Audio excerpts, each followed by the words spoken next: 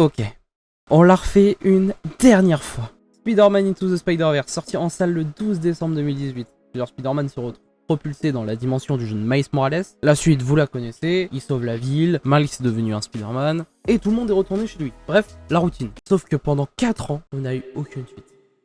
Jusqu'au 31 mai 2023, où l'équipe de Miles est revenue sur grand écran. Et j'ai pu le voir le jour de sa sortie. Alors c'est parti pour finir cet arc concernant Spider-Man Across the Spider-Verse.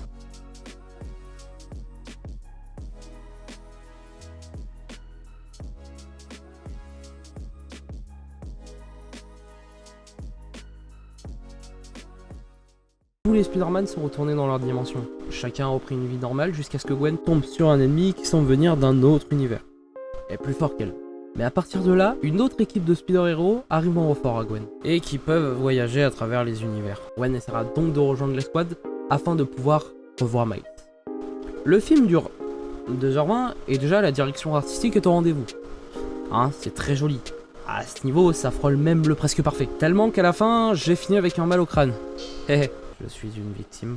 Non mais sérieux, est-ce que c'est une bonne idée de mettre 5-6 effets de glitch au début? On aurait dit un enfant qui découvre le montage. Quant à la BO, elle est... incroyable. Incroyable. Eh oh, on se calme hein. SVP, elle est vraiment agréable à écouter. Après, mettre les dialogues des personnages à la fin des morceaux, c'est vrai que ça fait bizarre et c'est surtout au bout de chacun. Surtout que certains sont en dépression avec le fait qu'on doit attendre 1 an avant d'avoir une suite. Et la VF... Franchement, je trouve que le taf des acteurs est très bon. Et puis je sais pas pourquoi, mais je trouve qu'à chaque fois qu'on les entend parler du film, il y a une atmosphère qui s'en dégage. Et tu sens qu'ils ont compris les personnages qu'ils doublaient. Et la VO? Hein, quoi? La VO? Je l'ai pas vu. Putain, faut vraiment que je reprenne confiance en moi. Hein. Et qui dit Spider-Verse dit plusieurs Spider-Man. Franchement, ça interrompt pas le film. C'est plutôt du bon fanservice. Ou dans le cas où t'as la ref, t'es content. Et c'est vrai, comment parler de Spider-Verse sans parler de Spider-Gwen et Miles Morales? Et niveau développement des personnages, encore une fois, c'est réussi. Mais j'en parlerai dans la review spoil. Et vous savez quoi? C'est le prochain chapitre.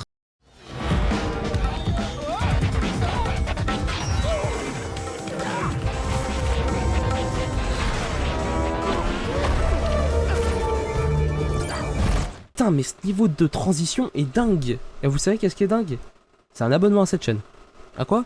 Non, je fais pas du tout ma pub. Bon allez, on reprend. Bon du coup j'en parlais juste avant, mais c'est vrai que c'est agréable d'avoir un début, mais centré sur le personnage de Gwen. Déjà parce que c'est très cool pour le développement du perso, car on apprend que l'ami de Gwen, qui était Peter Parker, s'est transformé en une sorte de lézard, mais surtout on comprend pourquoi elle veut aider Miles.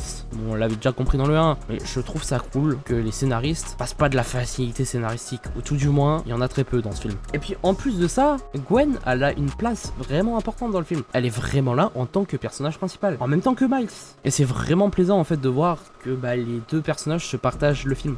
Mais ce qui m'a le plus surpris dans cet opus, c'est la place de la famille. Enfin, en soi c'est normal puisque son père va mourir. Mais j'ai vraiment trouvé que les scénaristes ont poussé au bout. Et puis ces fameux 6 univers, tiens, et c'est...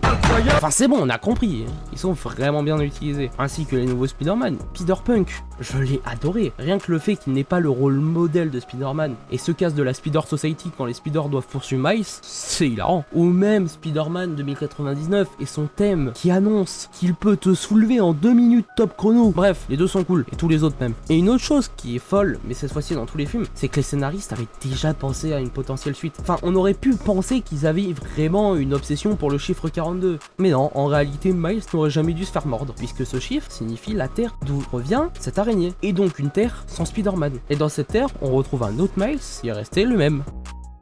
Un tout petit peu.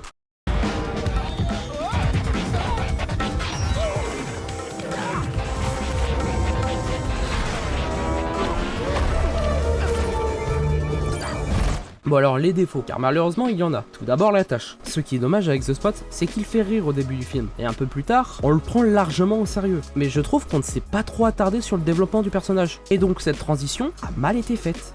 Alors ok, je vais vous demander d'imaginer que vous êtes... Aucune vanne, vous imaginez là. Voilà, il n'y a rien d'allumé, c'est tout à fait normal. Bon, allez, je reprends. Imaginez que vous êtes en train de parler à un ami dans la rue et que tout d'un coup, il se barre, comme ça, son plein gré. Eh bien Spider-Man Across the Spider-Verse, c'est ça. Bon ok, si vous étiez renseigné, il n'y a aucun problème. Mais pour les gens qui n'étaient pas forcément au courant, se retrouver sur un to be continued à la JoJo, surtout avec un cliffhanger, bon, ça peut faire bizarre quoi.